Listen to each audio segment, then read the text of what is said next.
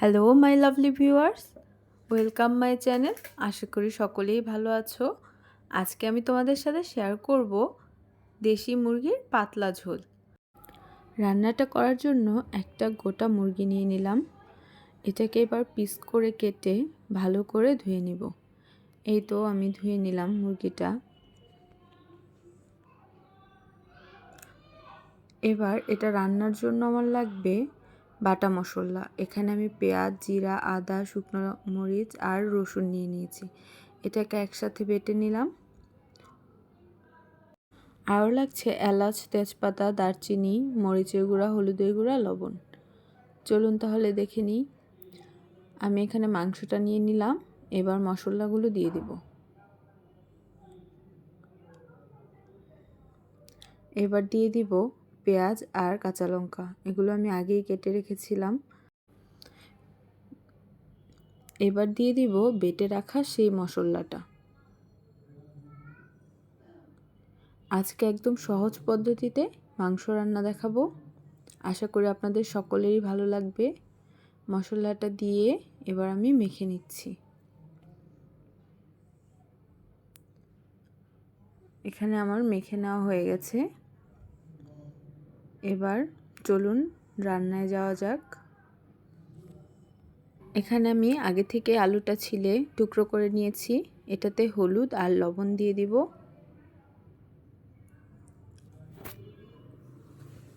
দিয়ে ভালোভাবে মেখে এবার ভেজে নেব।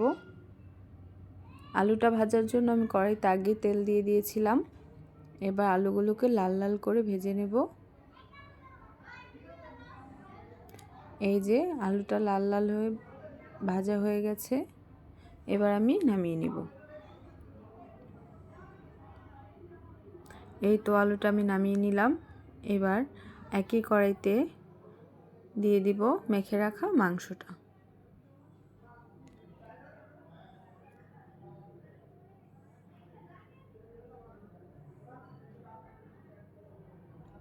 এভাবে মাংস রান্না করলে অনেক বেশি টেস্ট হয়। আপনারা অবশ্যই বাড়িতে একবার ট্রাই করবেন আর আমাকে অবশ্যই কমেন্ট করে জানাবেন কেমন লাগলো। এবার এটা থেকে অনেকটা জল ছেড়েছে। আমি কিছুক্ষণের জন্য ঢাকা দিয়ে দিব। ফিরে আসছি কিছুক্ষণ পর।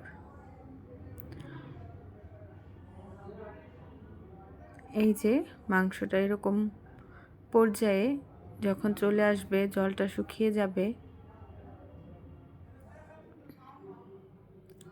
তখন দিয়ে দিব পরিমাণ মতো জল। জল দিয়ে কিছুক্ষণের জন্য ঢাকা দিয়ে রাখবো। ফিরছি কিছুক্ষণ পর।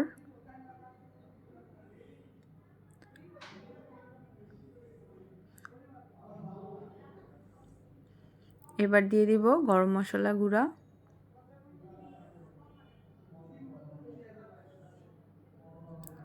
আশা করি রান্নাটা আপনাদের ভালো লেগেছে। যদি ভালো লেগে থাকে অবশ্যই আমার চ্যানেলটিকে সাবস্ক্রাইব করে রাখবেন। এই যে মাংসের ফাইনাল লুক।